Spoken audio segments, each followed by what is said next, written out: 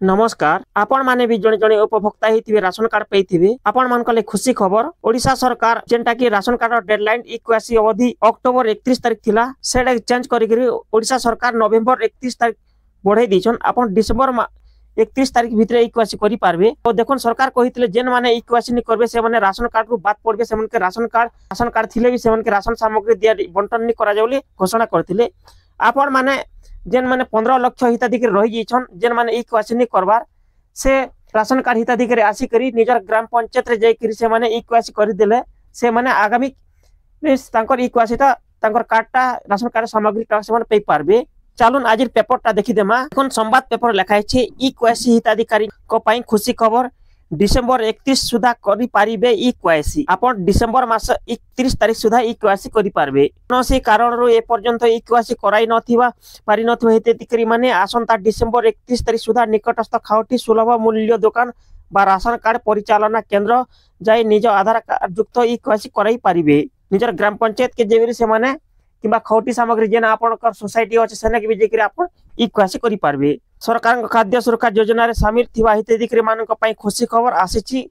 कोनोसी कारण ए पर्यंत इक्वासी कराई न पारिथिबा हिताधिकारी माने आसंता डिसेंबर 31 तारिख सुधा निकटस्थ खौटी सुलभ मूल्य दुकान बा राशन कार्ड परिचालना केंद्र को जाई निज आधार युक्त इक्वासी कराई पारबे। ए संपर्क खाद्य जोगाण और खौटी कल्याण विभाग पक्षर सूचना दिया जाइछि। खाद्य जोगाण खौटी कल्याण विभाग सूचना जातीय खाद्य सुरक्षा आईन एवं राज्य खाद्य सुरक्षा योजना अधीन रे राज्यर समस्त पीडीएस हिताधिकारी अवगति निमंते जणाई दिया जाउछि जे हिताधिकारी आधार भित्तिक इक्वासी प्रक्रिया जारी रही। यह समस्त 11,837 गोटी खाउटी सुलभ मूल्य दुकान तथा 14 गोटी ब्लॉक और 64 गोटी पौरांचल कार्यालय कार्यरत थिवा राशन कार्ड परिचालना केंद्र गुडी करे जारी रही। एतद व्यतीत अद्यविधि इक्वासी कराई न पारिथिबा हिताधिकारी प्रत्येक मास पीडीएस सामग्री पूर्व भली प्रदान करा जाउछि।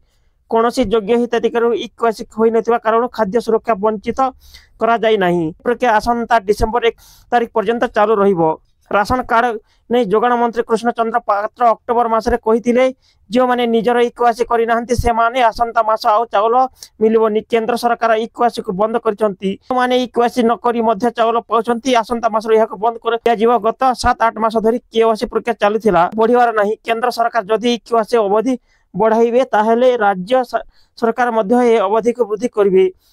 एहा स जे माने राशन कार्ड बात पड़िथिबे से माने लिखित भाव जणाइले से माने कथा विचार करे जीवो। राज्य रे एबे 15,67,000 अधिक राशन कार्ड इक्वासी करि नथिबा से सूचना दैछंती। 15,67,000 एपई पर्यंत एबे पर्यंत भी से माने इक्वासी नि कर बात पड़िछन। से माने इक्वासी तांकोटा डेडलाइन बढ़ाइছে डिसेंबर 31 सुधा से माने इक्वासी कले से पुनर्बार राशन कार्ड इक्वासी कोई साले से माने राशन सामग्री पे पारबे।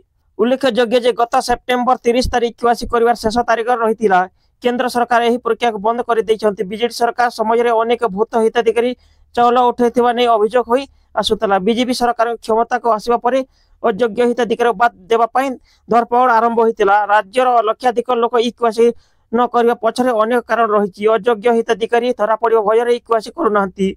उपांत अंचल नेटवर्क समस्या पई बहु हिताधिकारी अपडेट करि पारु नाहंती। एहा सह दादन खटिबा को जाई बाहर रहितिबा श्रमिक माने मध्य इक्वासी करि नाहंती।